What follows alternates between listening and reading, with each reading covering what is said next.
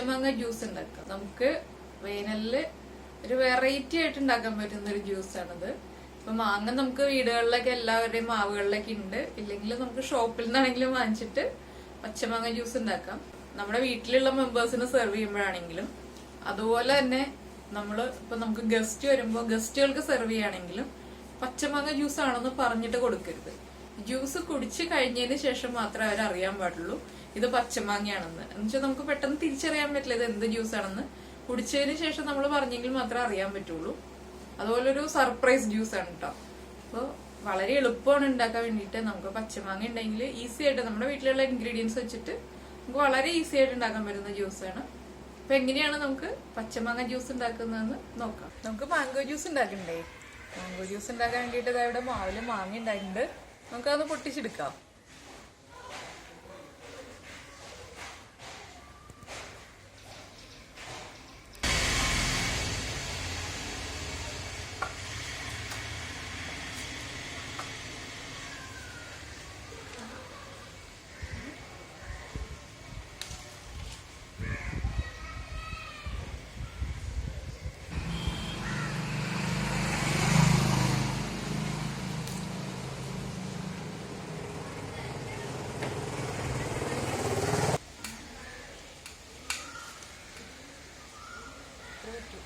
നമുക്ക് മാംഗോ ജ്യൂസിന് ആവശ്യമായിട്ടുള്ള ഇൻഗ്രീഡിയൻസ് നോക്കാം. നമ്മൾ മാങ്ങ എടുത്തിട്ടുണ്ട്, തണുത്ത വെള്ളം, പഞ്ചസാര, പച്ചമുളക്. ഇതിപ്പോ ഞാൻ പച്ചമുളക് ജസ്റ്റ് കാണാൻ വേണ്ടിയിട്ട് കൂടുതൽ എടുത്ത് വെച്ചു എന്നേ ഉള്ളൂ. നമുക്ക് പച്ചമുളക് ആവശ്യമുണ്ടെങ്കിൽ മാത്രം ചേർത്താൽ മതി.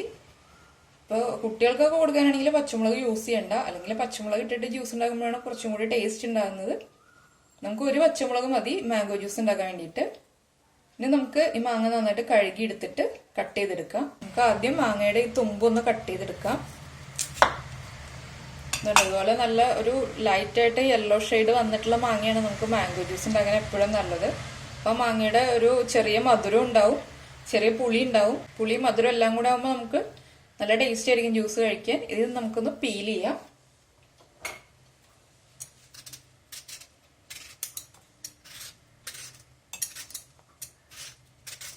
ഇതിപ്പോ മൂവാണ്ട മാങ്ങയാണ് കേട്ടോ ഞാൻ എടുത്തിരിക്കുന്നത്. മൂവാണ്ട മാങ്ങയ്ക്ക് ചെറിയ മധുരമുള്ളതാണ്. അപ്പോൾ നമ്മളെപ്പോഴും മാംഗോ ജ്യൂസ് ഉണ്ടാക്കുമ്പോൾ മാങ്ങയുടെ തൊലി കളഞ്ഞിട്ട് ജ്യൂസ് ഉണ്ടാക്കുന്നതാണ് നല്ലത്. എന്താണെന്ന് വെച്ചാൽ ചില മാങ്ങയുടെ തൊലിക്ക് ഇത്തിരി കനം കൂടുതലായിരിക്കും. അപ്പോൾ അതിന് പുളി കൂടാൻ സാധ്യതയുണ്ട്. അപ്പോൾ നമ്മളെപ്പോഴും തൊലി കളയുകയാണെങ്കിൽ നമുക്ക് പിന്നെ അധികം പുളിയൊന്നും ഉണ്ടാവില്ല. അപ്പോൾ അത് നന്നായിട്ട് ഞാൻ തൊലി കളഞ്ഞെടുത്തിട്ടുണ്ട്. ഇനി ഇത് നമുക്ക് ചെറിയ പീസായിട്ട് കട്ട് ചെയ്യാം.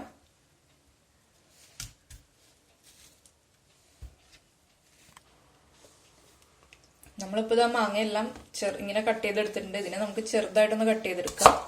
നമുക്ക് ജ്യൂസ് അടിക്കാൻ എളുപ്പത്തിന് വേണ്ടിയിട്ടാണ് നമ്മൾ ചെറുതായിട്ട് കട്ട് ചെയ്തെടുക്കുന്നത്. നമ്മൾ ഏറ്റവും ചെറിയ പീസായിട്ട് കട്ട് ചെയ്തെടുക്കുകയാണെങ്കിൽ നമുക്ക് വേഗം ജ്യൂസ് അടിച്ചെടുക്കാം.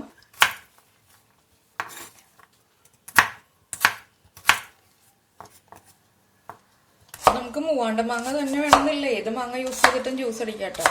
ഞാനിപ്പോൾ ഇവിടെ ഉണ്ടായത് മൂവാണ്ടനായതുകൊണ്ട് അതെടുത്തുന്നേ ഉള്ളൂ.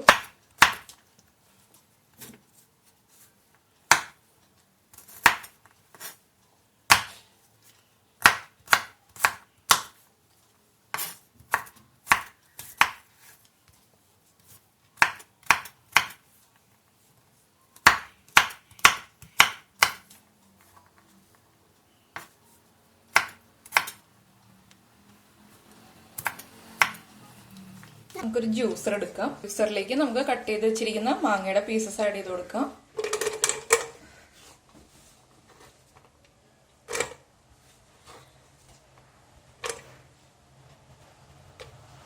ഇതിലേക്ക് നമുക്ക് മധുരത്തിനനുസരിച്ച് പഞ്ചസാര ആഡ് ചെയ്യാം.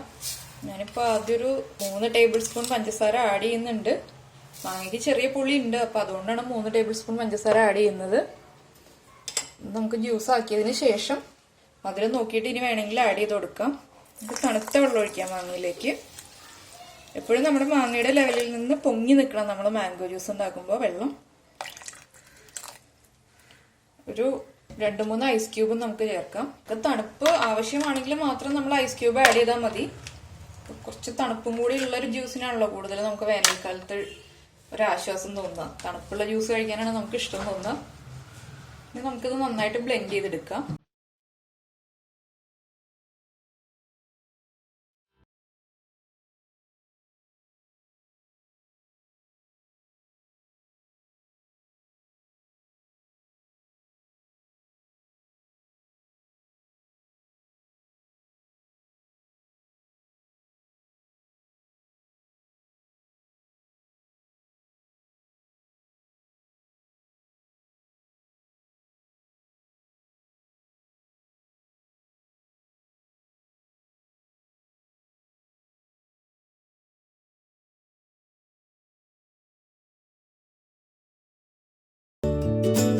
അപ്പൊ നമ്മള് മാംഗോ ജ്യൂസ് അടിച്ചെടുത്തിട്ടുണ്ട് നന്നായിട്ട്. ഇതിലിപ്പോ ചെറിയ തൈകൾ ഉണ്ടാവും, അതുപോലെ തന്നെ ചിലപ്പോൾ നാര് കൂടിയ മാങ്ങയാണെങ്കിൽ നമുക്ക് അരിക്കാതെ ഉപയോഗിക്കുന്നതിലും നല്ലത് അരിച്ചിട്ട് ഉപയോഗിക്കുന്നതാണ്. നമുക്കൊന്ന് സ്ട്രെയിൻ ചെയ്തെടുക്കാം.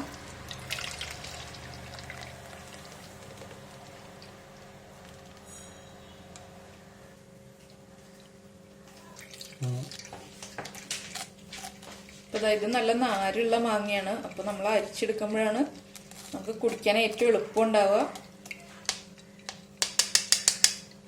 ഇനി നമുക്ക് ഈ ജ്യൂസ് ഒരു സെർവിങ് ഗ്ലാസ്സിലേക്ക് ഒഴിച്ചു കൊടുക്കാം.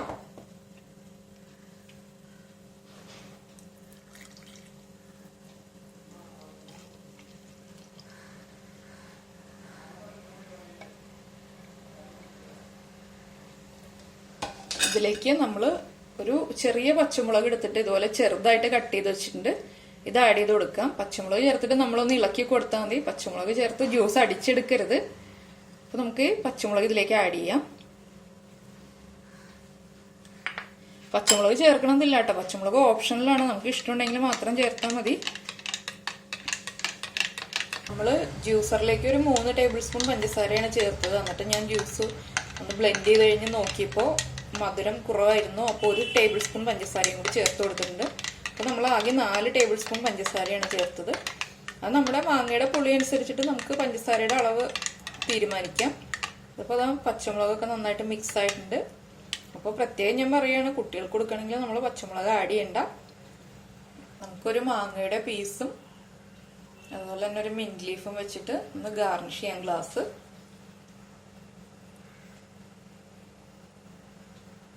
മിന്റ് ലീഫ് താഴ്ന്നു പോകുന്നുണ്ട് കേട്ടോ, നിൽക്കുന്നില്ല.